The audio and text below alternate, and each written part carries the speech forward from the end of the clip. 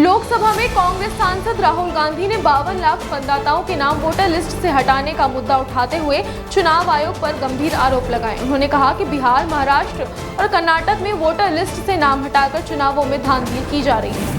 पटना में आरजेडी नेता तेजस्वी यादव ने एसआईआर को लेकर सदन में सरकार पर तीखा हमला बोला और उप मुख्यमंत्री पर हल्की राजनीति करने का आरोप लगाया।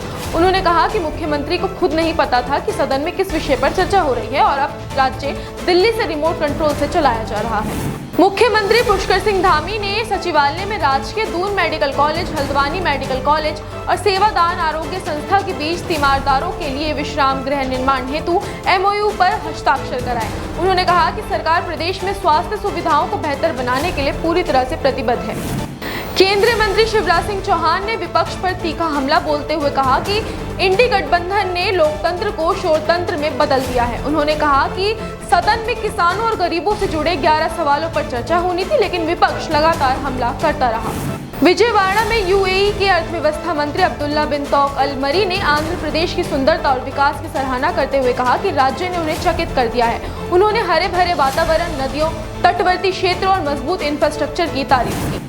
मुख्यमंत्री मोहन यादव ने कहा कि प्रदेश के हर विश्वविद्यालय में वेटनरी कोर्स शुरू कराया जाएगा, जिससे पशुपालन और मत्स्य उत्पादन जैसे क्षेत्रों को प्रोत्साहन मिलेगा। उन्होंने बताया कि मध्य प्रदेश सरकार शिक्षा के क्षेत्र में लगातार नवाचार कर रही है और प्रदेश में 70 से अधिक विश्वविद्यालय संचालित हैं। पंचकुला के मोरनी में हरियाणा के मुख्यमंत्री नायाब सिंह सैनी ने 76वें राज्य स्तरीय वन महोत्सव को संबोधित किया। उन्होंने कहा कि सावन के पवित्र महीने में महाशिवरात्रि के अवसर पर यह वन महोत्सव मनाना विशेष है। सपा सांसद अखिलेश यादव ने एसआईआर मुद्दे पर केंद्र पर निशाना साधते हुए कहा कि जो बिहार में हो रहा है वही कल उत्तर प्रदेश और बंगाल में दोहराया जाएगा। उन्होंने कहा कि भाजपा महंगाई और बेरोजगारी जैसे मुद्दों पर जवाब देने में असमर्थ है, इसलिए जनता का ध्यान भटकाने की कोशिश कर रही है।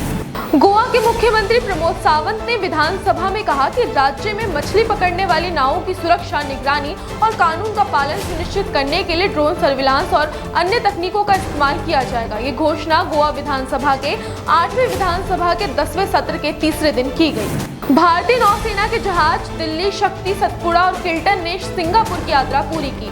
ये दौरा दक्षिण पूर्व एशिया में ऑपरेशनल तैनाती के तहत हुआ। इस दौरान भारतीय अधिकारी ने सिंगापुर के नौसेना कमांडर और भारत के उच्चायुक्त से मुलाकात भी की। गुजरात में किसानों और पशुपालकों पर कथित अत्याचार को लेकर अरविंद केजरीवाल ने बीजेपी सरकार पर निशाना साधा। उन्होंने कहा कि 30 साल की सत्ता ने बीजेपी को घमंडी और निरंकुश बना दिया है।